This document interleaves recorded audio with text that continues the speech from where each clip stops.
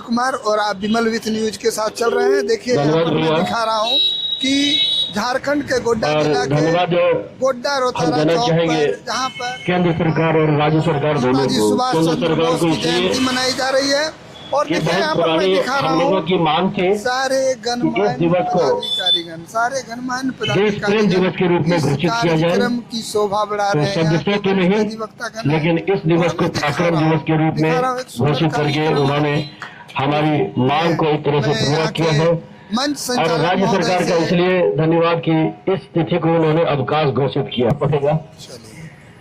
अब मैं श्री राजेश झा जी, और देखिए यहाँ बड़ी खुशी की बात है कि हमारे तुम मुझे खून दो मैं तुम्हें आजादी दूंगा, तुम मुझे खून दो मैं तुम्हें आजादी दूंगा। अपनी ओजस्वी वाणी से संपूर्ण भारत में ही नहीं बल्कि पूरे विश्व को प्रेरणा देने वाले सदी के महानायक, भारत के महान क्रांतिकारी नेताजी सुभाष चंद्र बोस को आज मैं अपनी ओर से श्रद्धांजलि देता हूँ। इस अवसर पर यहाँ पधारे सभी महानुभावों का हार्दिक अभिनंदन, हार्दिक स्वागत।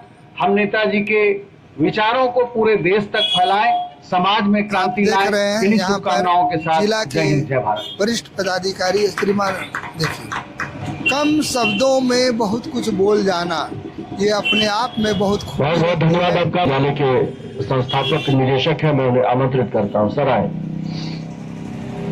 आप देख रहे हैं एक सुंदर कार्यक्रम हो रहा है गोड्डा के रोतारा चौक में, झारखंड के गोड्डा जिला अंतर्गत गोड्डा के रोतारा चौक में, जहां पर नेताजी सुभाष चंद्र बोस की जयंती मनाई जा रही है। सभी को प्रणाम और हमारे मित्रों को प्यार। आज इस पावन दिवस पर मुझे बोलने का सौभाग्य मिला है। इस महान विभूति को श्रद्धांजलि अर्पित करते हुए मैं कहना चाहता हूं कि उनका जो आदर्श था, अगर उनके आदर्श को अपने जीवन में अगर आत्मसात करते हैं तो सबसे बड़ी श्रद्धांजलि यही होगी उनकी। आज जैसे अपने परिवेश, अपने समाज में देखते हैं कि जैसे मैं एक स्कूल संचालक हूं, उस नाते मैंने अनुभव किया है कि बच्चे आज डिजिटल होते जा रहे हैं। डिजिटल का मतलब ये नहीं है कि अपने संस्कार को भूलते जाएं। बहुत अच्छी बात है। अपने आदर्श को भूलते जाएं। आदर्श और संस्कार ये सबसे बड़ी कमी आज के परिवेश में, आज के दौर में देखने को मिल रहा है। मैंने ये स्कूल में अनुभव किया है, बच्चे थोड़ा उदारता की तरफ ज्यादा, ये खास करके ये मोबाइल का जब से प्रचलन हुआ है तब से इस चीज पर हमने प्रत्यक्ष रूप से अनुभव किया है। तो समय है कि हमारे समाज में, हमारे परिवार, हमारे जो अभिभावक हैं वो इस डिजिटल युग को एक चेंज करते जा रहा है। अगर इस कुरीति को, इस दुष्प्रभाव को हम लोग रोक दें तो उनके प्रति ये सबसे बड़ी श्रद्धांजलि होगी। आज करप्शन देश की नींव को खोखली करते जा रही है, अगर उस चीज को हम लोग रोक दें तो उनके प्रति श्रद्धांजलि होगी। आज दहेज प्रथा, बालिका हत्या, भ्रूण हत्या और जो इस तरह की महिलाओं पर अत्याचार हो रही है, आज उनके ऊपर ये लगाम अगर हम लोग अपने शिक्षा से, अपने विचारों में संकल्प लेकर के अगर करते हैं तो इस महान विभूति के प्रति हमारी सच्ची श्रद्धांजलि होगी। इन्हीं सभी शब्दों के साथ मैं आप सभी का आभार। बच्चे मोबाइल में अच्छाई भी है, बुराई भी है, लेकिन बच्चे निगेटिव चीज को, नकारात्मक चीज को ज्यादा अनुभव करते हैं। आज की युवा पीढ़ी नशे की लत में आकर के अपने समाज को बर्बाद करते जा रहे हैं, साथ साथ अपने घर परिवार को भी बर्बाद करते जा रहे हैं। तो वहाँ पर एक जागरूकता की आवश्यकता है कि नशे की लत से अपने समाज के बच्चों को, युवाओं को कैसे विमुक्त किया जाए, ये संकल्प लेने की जरूरत है। अगर आप में संकल्प शक्ति की क्षमता है तो कोई भी ऐसा चीज नहीं है कि जिसको हम नहीं पा सकते हैं और उसको हम समाज को सुधार नहीं सकते हैं। सर आज नेताजी सुभाष चंद्र बोस की जयंती मनाई जा रही है, हम भी ऐसा क्यों काम न करें कि हमारी जयंती मनाई जाए? बिल्कुल, हमें वो आदर्श उनके प्रति, ये ऐसे उनके सद्गुणों को अगर हम आत्मसात करते हैं तो जरूर ऐसा काम अगर हम समाज में एक उदाहरण पेश करें तो क्यों नहीं हमारे बाद हमारी भी जयंती मनाई जा सकती है। तो ये अपने आप में संकल्प लेके, दृढ़ संकल्प लेकर के अच्छे संस्कार, अच्छे विचार और समाज के प्रति एक उदाहरण पेश करना होगा। आपको धन्यवाद। अध्यक्ष महोदय, हमारे शहर के बुजुर्ग लोग और छोटे भाइयों और बराबर भाइयों, अभी सुरजीत भाई साहब कहे कि नेताजी नहीं रहे, नेताजी नहीं कर रहे हैं। नेताजी हैं, सुन रहे लेकिन नेताजी ऐसा ये नहीं कर रहे हैं कि हम नेताजी के लिए कुछ करें, लेकिन हम लोग खुद उनके सिर्फ उनके भाषण तो रोज देते हैं। हम लोग को सुना दिया जाता है कि नेताजी ऐसे थे, हमारे वैसे थे। हम कहेंगे कि सबसे पहले नेताजी का जो 2-4 गुण है उसी गुण को हम लोग अपना लें, यही नेताजी की सच्ची श्रद्धांजलि। बहुत सुंदर बात है। और नेताजी के गुणों हम को लोग नेताजी तो नहीं बन सकते हैं, लेकिन नेताजी का एक अपना पार्ट जरूर बन सकते हैं। वाह, बहुत सुंदर बात। नेताजी हम कहेंगे कि पढ़ाई लिखाई में जितने ही थे, प्रभुत्व से ध्यान देते थे, आज हम कहेंगे कि सब लोग पढ़ाई पर कम से कम ध्यान दें और कुछ करे या नहीं करे। बहुत अच्छी बात है, बहुत अच्छी हो बात जाए, लेकिन पढ़ाई पर जरूर ध्यान दें। नेताजी सबसे पहले अपना जो काम विद्यार्थी जीवन का था वो पढ़ाई की किए थे। ये नहीं कि वो एक मतलब कूद पड़े हैं आजादी की लड़ाई। पढ़ना जीवन के लिए पढ़ाई किए, उसके बाद उनका जीवन से हम लोग उनका विकास हो सकता है डिसिप्लिन का भी सीख लेंगे। और क्योंकि एक बार में मतलब एक हमारे कहने से, किसी के कहने से कोई नहीं जुट जाता, लाइन में खड़ा नहीं हो जाता है। नेताजी हमारे एक बार जय हिंद बोलते थे तो सैकड़ों लोग उनके सामने खड़े होकर के डिसिप्लिन में आकर के, मतलब पहले वो खुद अपने आप को डिसिप्लिन में भरे, शिक्षा से भरे, उसके बाद से तब आगे जहाँ भी कूदे हैं कूदते गए, आगे बढ़ते गए। आज हम कहेंगे कि सब लोग हमारे साथ ये सोचे कि हम ही नहीं, मैंने ऐसा नहीं है कि सिर्फ बच्चे लोग ही पढ़ेंगे, बड़े लोग पढ़ेंगे। और ये नहीं करें कि सिर्फ किताब पढ़ें, समाज को पढ़ें, अपने आप को पढ़ें। पढ़ करके ही हम लोग कुछ, मतलब ये नहीं पढ़ करके ही हम लोग सिर्फ बिना पढ़े भी अच्छी अच्छी बातें बताते हैं, अच्छी अच्छी बातें सोचते हैं। तो पढ़ना लिखना ये नहीं करें कि किताब पढ़ना, वो तो किताबी ज्ञान करें और एक दूसरे को बांटे भी। ऐसा नहीं कि इसके मतलब देखिए इधर भी लोग बैठे हुए हैं और ठंड का मौसम है, तो वो जरूर ग्रहण करेंगे। हवाएं चल रही है। अंतिम में हम लोग यही देखना होगी, उसकी पात्रता देखनी होगी। और यदि ये नेताजी का पढ़ाई लिखाई, हम लोग हर आदमी में नेताजी तो नहीं, लेकिन नेताजी का एक पार्ट जरूर है। Okay, thank you. बीमा बाबू को प्रापाएं और नेताजी से संबंधित सेवा केंद्र जब साहब से पालो हमारे मानव थे कि 12-13 भाई बहन थे, ये सब हिट किए थे। द्वितीय स्थान था इनका। उस समय ICS की परीक्षा इंग्लैंड में होती थी, नेताजी इंडियन सिविल सर्विस, सुन रहे हैं, जो आज हमारे यहाँ IAS की परीक्षा होती है। तो इतना ही जानना क्या काफी है, और जानना था तो हम लोग जान ही गए। आगमन हो चुका है। और देखिए हम लोग श्री बैजनाथ उरांव सर, श्रीमान अनुमंडलाधिकारी महारानी की बात कर रहे थे, करण कुमार भारत भारती से, आप देख रहे हैं और मैं आदरणीय सरपंच जो से अनुरोध करूंगा कि सर के हाथों से इन बच्चों को कलम, जो कि न सिर्फ सभी बुद्धिजीवियों का बल्कि मैं समझता हूँ कि सुभाष बाबू का भी एक हथियार था, कलम के माध्यम से भी उन्होंने आजादी की लड़ाई लड़ी है। कलम और जो जीवन का एक आवश्यक अंग होता है और कलम से ही लिखी जाती है जीवन की तस्वीर और तकदीर। और इस तकदीर को लिखाने में हमारे श्री बैजनाथ उरांव सर जो है, श्रीमान अनुमंडलाधिकारी की अग्रणी भूमिका रहती है। और श्रीमान अनुमंडलाधिकारी गोड्डा के द्वारा बच्चों को कलम देके जोरदार तालियों से स्वागत किया जा रहा है। देखिए मैं दिखा रहा हूँ, श्रीमान अनुमंडलाधिकारी गोड्डा जो है वो पेन दे करके बच्चों का मनोबल बढ़ा। आपको पढ़ना है, जीवन में अच्छा करना है, इस बात की सोच के साथ देखिए जिला खेलकूद कला संस्कृति एवं पर्यटन अधिकारी आज नेताजी सुभाष चंद्र बोस की जयंती मनाई जा रही है। और ऐसे समय में झारखंड के गोड्डा जिला के रोहतारा चौक पर जो इनका स्मारक बना हुआ, पर देखिए बच्चों को ये कलम देके पुरस्कृत कर रहे हैं, सम्मानित कर रहे हैं, क्योंकि कलम ही जीवन का एक आवश्यक अंग होता है, जीवन का एक आवश्यक अंग होता है। और मैं दिखा रहा हूँ, देखिए बच्चों को कलम की आवश्यकता होती है जीवन की तकदीर लिखने के लिए, और इस तकदीर को लिखाने में हमारे श्रीमान अनुमंडलाधिकारी की अहम भूमिका नजर आ रही है। नेताजी सुभाष चंद्र बोस की जयंती मनाई जा रही है और क्या सुंदर समा है, और हमारे श्रीमान अनुमंडलाधिकारी जो कि सम्मानित कर रहे हैं, प्रोत्साहित कर रहे हैं to achieve the goal of life. देखिए मैं दिखा रहा हूँ, यहाँ पर सारे गणमान्य लोग यहाँ पर आके बैठे हुए हैं और मंच पर चले, और नेताजी के जो प्रतिमा है जो मेरे ख्याल से व्यवस्थित, देखिए मैं दिखा रहा हूँ श्रीमान अनुमंडलाधिकारी जिला मुख्यालय की पहली प्रतिमा है गोड्डा।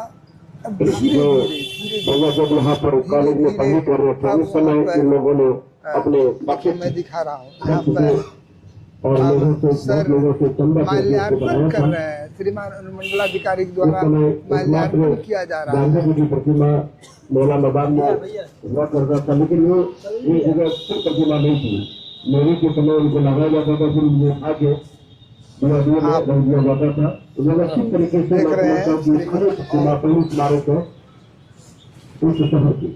बहुत बहुत आभार है आपके भैया आप आए और अपनी बातें करो। यहाँ पर एक सुंदर कार्यक्रम इस ठंड के मौसम में भी, इसमें हमारे श्री सबसे पहले नेताजी सुभाष चंद्र जी को मैं नमन करता हूँ, और यहाँ कार्यक्रम के अध्यक्ष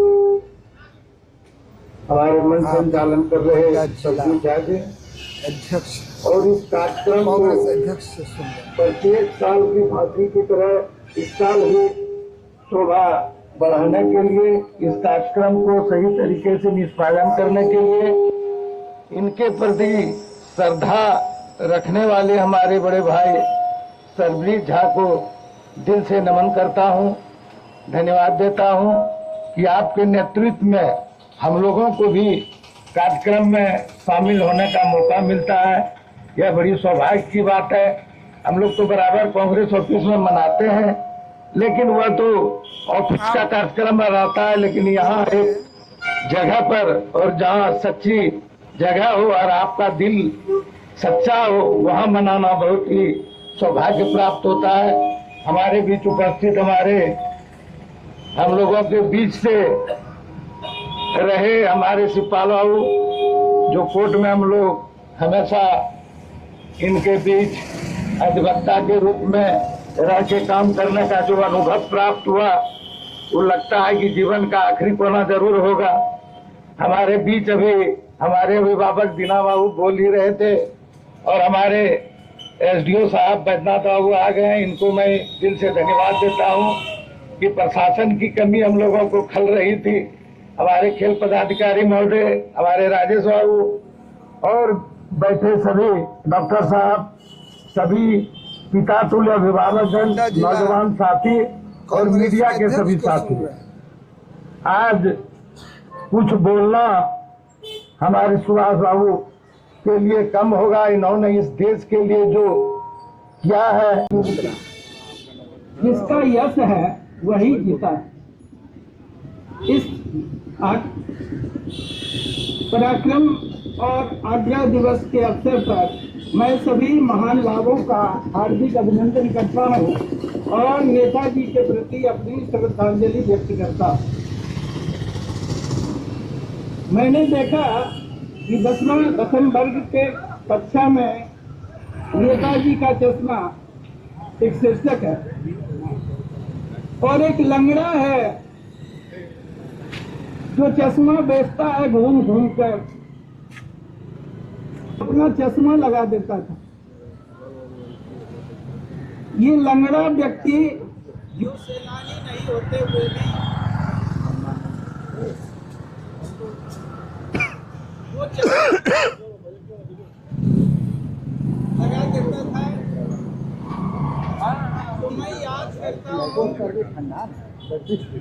सरजीत बाबू को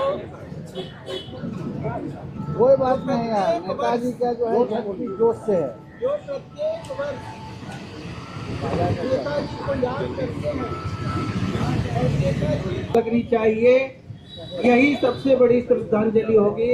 इतना ही कहकर मैं अब संसार के सारे युवाओं के प्रेरणा स्रोत रहे, क्योंकि युवाओं के लिए सबसे ज्यादा जरूरी चीज जो होता है वो समाज को एक सही मार्गदर्शन देना, जो उसके सही संस्कार और सही अनुशासन से ही हो सकता है। तो आज मैं अपने ही बारे में बताता हूँ।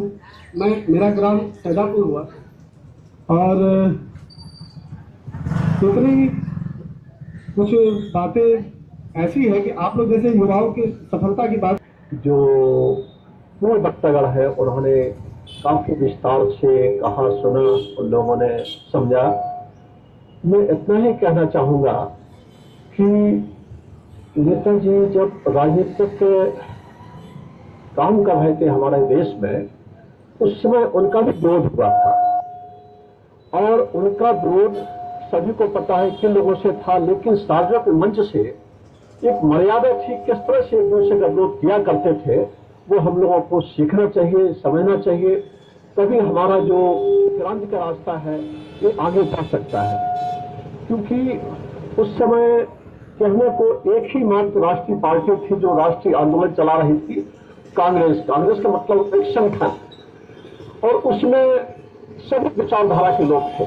जैसे अभी हमारे भाई ने कहा गरम दल, नरम दल, ये विचारों की लड़ाई है और सबका लक्ष्य एक ही था कि हमारा देश स्वतंत्र हो। लेकिन उसमें कुछ लोग अपने जिद को मानने लगते हैं कि हमें सही है, दूसरा गलत है। तो नेताजी भी उन्हीं लोगों में से थे जिन्होंने अपने विचारों को माना कि मैं सही हूं, दूसरा गलत है, कहा नहीं, लेकिन अपने आचरण से दिखा दिया। तो मैं माननीय सरजीत भाई नेताजी सुभाष चंद्र बोस के जो भाषण जो उन्होंने तमाम अधिवेशन में दिए हैं, चाहे वो रामलाल का अधिवेशन रहा हो, एनुअली हुआ करते थे, यदि उनसे संभव हो तो उनको जरूर एक जगह एकत्रित करने का कष्ट करें। और मैं समझता हूं कि ये हमने सही जगह पर अनुरोध किया है, विचार करेंगे। और उनके आचरण से यही सीखना है कि आजकल के जो राजनीतिक लोग हैं एक दूसरे के ऊपर घटिया किस्म के आरोप लगाते हैं, लांछन करते हैं, तो हमारे नेताजी से कुछ सीख लेना चाहिए। आज एक पवित्र अवसर पर मैं यही निवेदन करना चाहूंगा और ज्यादा न कहते हुए मैं अपनी पूर्व की भांति जय भारत, जय हिंद कह के अपनी बात को समाप्त करता हूं। सभी को नमन करता हूं। के प्रति यही तरीका है कि हम आभार व्यक्त कर सकते हैं। फिलहाल कार्यक्रम की संख्या सीमित इसलिए रखी जाती है कि ये सड़क पर आयोजित एक कार्यक्रम। श्री प्राण महतो सर, जिला नेताजी सुभाष चंद्र बोस की पुण्यतिथि पर जयंती पर यहाँ पर उपस्थित अनुमंडल पदाधिकारी रजनाथ उरांव सर, साथ में आए हुए सभी गणमान्य अतिथि, इतिहास में जब भी स्कूल में इतिहास विषय पढ़ाया जाता है और जब क्रांतिकारी नेताओं के विषय पे बात चलती है तो जो नेता विद्यार्थियों के व्यक्तित्व में उतर जाता है वो नेता है हमारे नेताजी सुभाष चंद्र बोस। और इन्होंने न सिर्फ बोल करके कि तुम मुझे खून दो मैं तुम्हें आजादी दूंगा,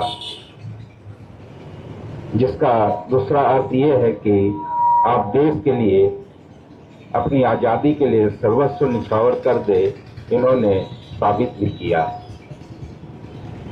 देश के उस समय ब्यूरोक्रेसी में सबसे उच्च स्तर का परीक्षा पास करने के बाद भी देश हित में उस आप सुन रहे जॉब को अस्वीकार किया। एक उच्च स्कूल में रहते हुए भी सारी सुख सुविधा होते हुए भी देश हित में इन्होंने अपना सब कुछ निछावर करते हुए न सिर्फ भारत में आजादी की ज्योति जलाई बल्कि विदेशों में भी जाकर के लोगों को भारत देश को आजाद करने के लिए तैयार किया। व्यक्तित्व के ऐसे धनी थे कि जब ये हिटलर से मिलने गए तो उस समय वो क्या हिटलर खुद ना मिल करके अपने डुप्लीकेट को भेजता था, लेकिन जब इनके पास भेजा तो इन्होंने वापस कर दिए। ये जब मिलने गए और अपने पहले डुप्लीकेट को भेजा तो इन्होंने पहचान लिया, बोले मैं आपसे बात नहीं करूंगा। फिर इन्होंने दूसरे को भेजा, फिर उन्होंने बोल दिया कि मैं वही आपसे बात नहीं करने वाला हूं, आप असली नहीं हो। तब फिर हिटलर दौड़े दौड़े आए कि ऐसा कौन व्यक्ति आ गया कि जो पूरी दुनिया में मुझे पहचान रहा है। तो यही कारण है जिंदा है आप सबका यहाँ पर बुलाने के लिए। नेताजी के प्रति श्रद्धांजलि समर्पित करें। मंडलाधिकारी हैं, अब अपने ओजस्वी पूर्ण भाषण से इस कार्यक्रम की शोभा बढ़ा रहे हैं। आप देखिए यहाँ पर जो इस कार्यक्रम की अपनी बाध्यता होती है उसके दायरे में रहते हुए महान स्वतंत्रता सेनानी, वीर क्रांतिकारी, आजाद हिंद फौज के संस्थापक और तुम मुझे खून दो मैं तुम्हें आजादी दूंगा का नारा बुलंद करने वाले महान सपूत सुभाष चंद्र बोस के प्रति श्रद्धा सुमन अर्पित करते हुए आप सभी का बहुत बहुत अभिनंदन, स्वागत और हार्दिक जोहार करता। अभी बहुत सारे वक्ताओं ने नेताजी के संदर्भ में अपनी बातों को रखा है। नेताजी की पुण्यतिथि हम लोग नहीं मनाते हैं, केवल जयंती मनाते हैं। बाद में लेंगे, बाद में इस बात को ध्यान में रखते हुए कि नेताजी आज भी हमारे अंदर जिंदा हैं और लगातार जिंदा रहेंगे।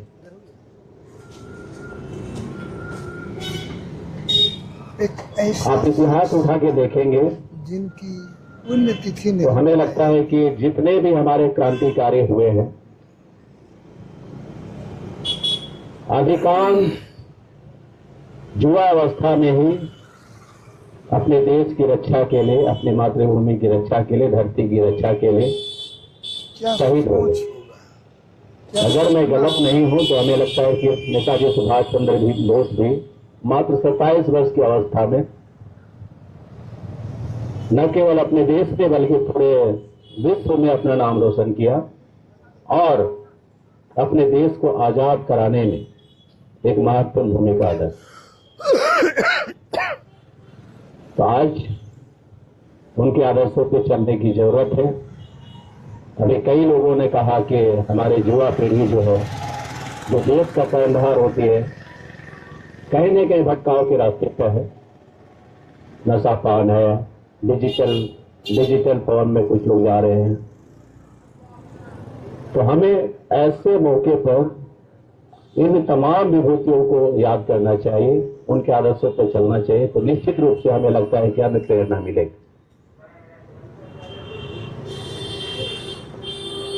नेताजी की जयंती को कालांतर में पराक्रम दिवस में को मनाने के रूप में निर्णय लिया गया, जो हमें लगता है कि उनके प्रति एक सच्ची श्रद्धांजलि, क्योंकि इनका जो पराक्रम था, इनकी जो वीरता थी, इनकी जो साहस था, सभी हमें प्रेरणा से अपना बात कहते हुए उनके प्रति श्रद्धा सुमन अर्पित करते हुए ये कहना चाहूंगा,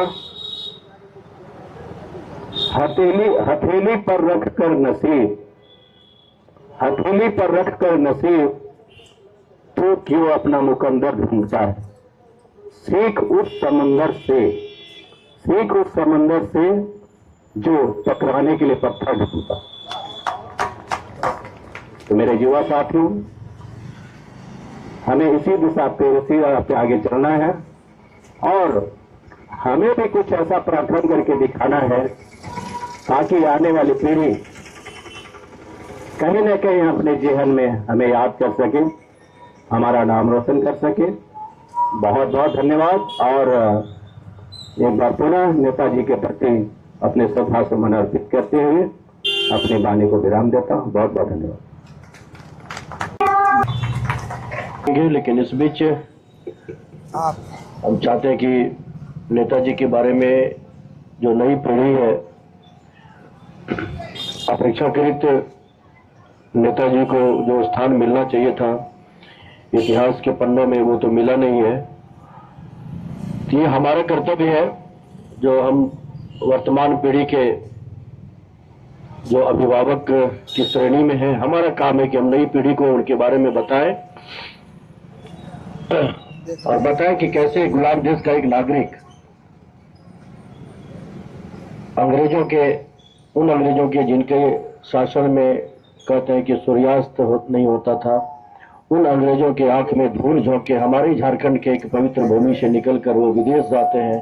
और उस समय के बड़े तानाशाह जिनके नाम से लोगों को डर लगता था, जिनके नाम से सत्ता कांपती थी, देश कांपता था, उनसे जाके हाथ मिलाना और उनसे सहयोग लेना। मैं दिखा रहा हूँ चैनल में कि इस ठंड में भी लोग आए हैं। और ये भी बताना है कि और कुछ ऐसे भी महामानव है जिनका या पुण्यतिथि पर हो, उनके पूरे जीवन को कालखंडों में बांटकर किया जाना चाहिए।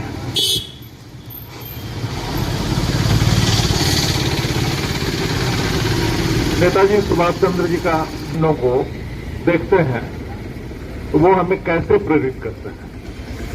ये कालखंड एक तो उनका स्मृति काल है, क्योंकि वो कालजयी हैं इसलिए उनका वर्तमान काल है, और तीसरा उनका स्वप्न काल है। स्वप्न काल तो स्पष्ट था कि देश को आजाद करना है। स्मृतियों में स्वतंत्रता की गूंज सदैव बनी रही, और वर्तमान में उससे जूझते हुए स्वप्न को पूरा करने के लिए स्वप्न देखा करते थे।